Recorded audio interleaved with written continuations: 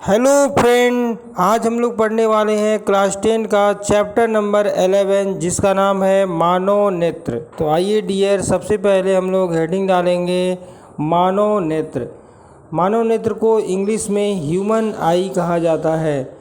मानव नेत्र एक अत्यंत मूल्यवान एवं सुग्राही ज्ञानेंद्रिय है। यह कैमरे की भांति कार्य करता है। हम इस अद्भुत संसार के रंग बिरंगे चीज़ों को इसी के द्वारा देख पाते हैं। इसमें एक क्रिस्टली लेंस होता है। प्रकाश सुग्राही पर्दा, जिसे रेटिना या दृष्टिपटल कहते हैं, इस पर प्रतिबिंब बनता है।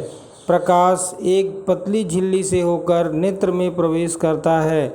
इस झिल्ली को कार्निया कहते हैं। कार्निया के पीछे एक संरचना होती है जिसे परितालिका कहते हैं। यह कुंडली के साइज को नियंत्रित करती है, जबकि पुतली नेत्र में प्रवेश करने वाले प्रकाश को नियंत्रित करता है।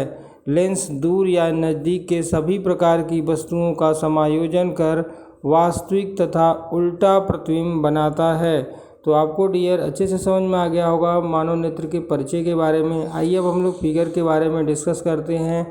ये जो है आपका मानव नेत्र का फिगर होता है। इसमें आपका पुतली होती है, परितालिका है, आपका स्वच्छ मंडल होता है, कचाप, बीच में आपका कचाप द्रव भरा होता है, दृढ़ तंत्रिका होती है, दृष्टिपटल होता है, पक्षगामी पेशियाँ होती हैं। तो ये सारे इसमें के क्या होते हैं, पॉइंट्स होते हैं जो इम्पोर्टेंट होते हैं। आइए एक एक पॉइंट्स के बारे में हम डिस्कस करते हैं। नेत्र के विभिन्न भाग, परिचय और कार्य। पहला हम लोग देखेंगे डियर, जिसका नाम है कार्निया, जिसे स्वच्छ मंडल कहा जाता है। कार्निया जो होता है ये काला दिखाई देने वाला गोलाकार भाग को कार्निया कहते हैं। नेत्र के डायफ्राम के ऊपर स्थित एक पतली झिल्ली होती है। अब हम देखेंगे डियर कार्य। इसी से होकर नेत्र में प्रकाश प्रवेश करता है। यह नेत्र का सबसे नाजुक भाग होता है। तो डियर देख सकते हैं आप इसको फिगर के माध्यम से, हमारा कार्निया है। अगला हम लोग हेडिंग डालेंगे जिसका नाम है कंजक्टिवा। अग्र नेत्र का सफ़ेद भाग को स्क्लेरा कहते हैं और इसके कन्वर्जिंग को, जो कार्निया के चारों ओर फैला रहता है, कंजक्टिवा कहते हैं। इसे आँख का रक्षात्मक कवच भी कहा जाता है। अब हम लोग देखेंगे डियर इसके कार्य क्या होते हैं। यह नेत्र को बाहरी तत्वों से रक्षा करता है, नेत्र को चिकनाहट प्रदान करता है, यह आँख को बाहरी आघात से बचाता है। अगला हेडिंग हमारा डियर जिसका नाम है परितालिका, जिसे आइरिस बोला जाता है। यह कार्निया के पीछे स्थित होता है। यह एक गहरा वलयाकार पेशी डायफ्राम है। इसके कार्य देखते हैं। यह पुतली के आकार यानी साइज को नियंत्रित करता है। तो ये हमारा फिगर हो गया डियर किसका, परितालिका मीन्स आइरिस का। अगला हेडिंग देखेंगे हम लोग डियर, चौथा नंबर पॉइंट, जिसका नाम है पुतली, जिसे पुपिल बोला जाता है। यह परितालिका के वलय से बना एक रिक्त स्थान छिद्र है जो परितालिका के केंद्र में होता है और अभिनेत्रक लेंस में जाकर खुलता है। अब हम देखेंगे इसके कार्य। यह नेत्र में प्रवेश करने वाले प्रकाश की मात्रा को नियंत्रित करता है। जब परितालिका सिकुड़ता है तो पतली की साइज कम हो जाता है और जब नेत्र में प्रवेश करने वाले प्रकाश की मात्रा को भी कम कर देता है। और जब परितालिका फैलता है तो पुतली की साइज भी क्या होती है, बढ़ जाती है। अगला हम देखेंगे डियर जिसका नाम है अभिनेत्र लेंस या क्रिस्टली लेंस। अभिनेत्र लेंस एक लचीला और मुलायम पदार्थ से बना एक अपारदर्शी उत्तल लेंस है जो विभिन्न दूरियों को वस्तुओं को फोकस करने के लिए अपना आकार बदलता रहता है। अब हम देखेंगे इसके कार्य। यह वस्तुओं को वास्तविक और उल्टा प्रतिबिंब बनाता है। तो ये आपका हो गया डियर अभिनेत्र लेंस या क्रिस्टली लेंस के बारे में।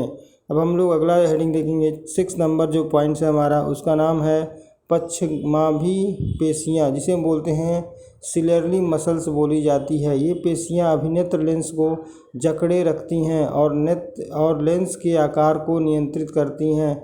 यदि किसी कारण से इन पेशियों में दुर्बलता आ जाती है तो अभिनेत्र लेंस अपना आकार बदल नहीं पाता है और उसकी संयोजन क्षमता घट जाती है।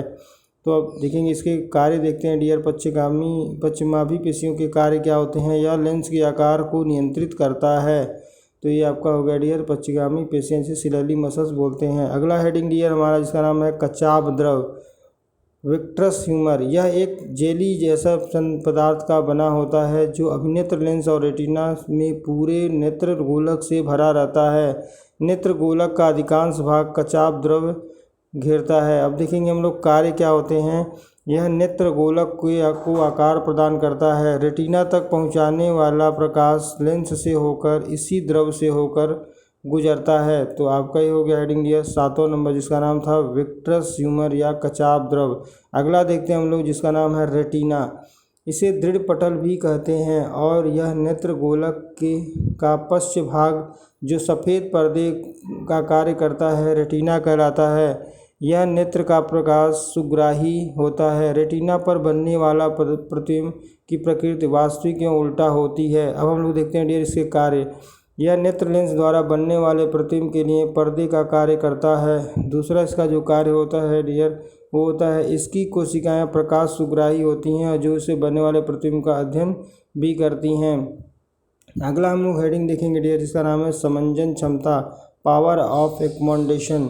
अभिनेत्र लेंस की वह क्षमता जिसके कारण वह अपनी फोकस दूरी को समायोजित कर लेता है समंजन क्षमता कहलाती है। ऐसा नेत्र की वक्रता में परिवर्तन होने पर इसकी फोकस दूरी भी परिवर्तित हो जाती है। नेत्र की वक्रता बढ़ने पर फोकस दूरी घट जाती है। जब नेत्र की वक्रता घटती है तो फोकस दूरी बढ़ जाती है। तो ये हो गया हमारा डियर पावर ऑफ एकमोडेशन, जिसे बोलते हैं समंजन क्षमता। अगली हेडिंग देखेंगे मानव नेत्र की देखने की सीमा, लिमिटेशन ऑफ विजन। मनुष्य कितना दूर तक देख सकता है? 25 सेंटीमीटर तक अनंत तक होती है। वस्तु मनुष्य 25 सेंटीमीटर मिनिमम और मैक्सिमम अनंत तक देख सकता है। किसी वस्तु को स्पष्ट देखने की न्यूनतम दूरी 25 सेंटीमीटर है और स्पष्ट देखने की अधिकतम सीमा अनंत होती है। तो ये हो गया आपका मनुष्य की देखने की सीमा। अगला हेडिंग देखते हैं डियर, इसका लिखा है निकट बिंदु, वह नियर पॉइंट, वह न्यूनतम दूरी जिस पर रखी कोई वस्तु बिना किसी तनाव के अत्यधिक स्पष्ट देखी जा सकती है।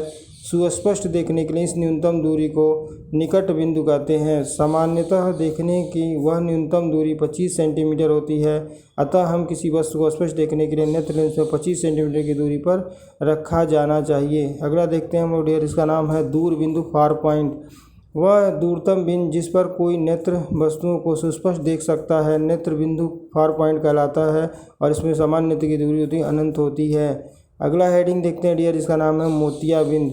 कभी कभी अधिक उम्र के कुछ व्यक्तियों में क्रिस्टली लेंस पर एक धुंधली परत चढ़ जाती है जिससे लेंस दुधिया या धुंधली हो जाती है। इस स्थिति में मोतियाबिंद कहते हैं। इसके कारण देखेंगे हम लोग।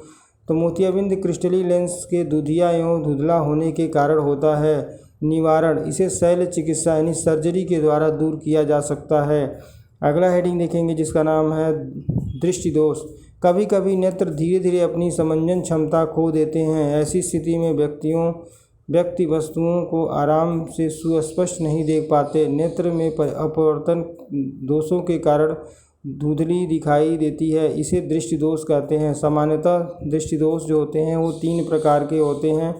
पहला होता है इस दृष्टि के अपवर्तन दोष भी कहते हैं। पहला जो होता है निकट दृष्टि दोष, दूसरा दीर्घ दृष्टि दोष, तीसरा होता है आपका जरा दृष्टि दोष। इसको हम लोग अगले वीडियो में देखेंगे डियर। अगर आपको वीडियो पसंद आया है तो आप वीडियो को सब्सक्राइब करेंगे तथा हमारे टेलीग्राम चैनल को ज्वाइन करिए जहाँ पे आपको PDF अवेलेबल है। Thank you for watching.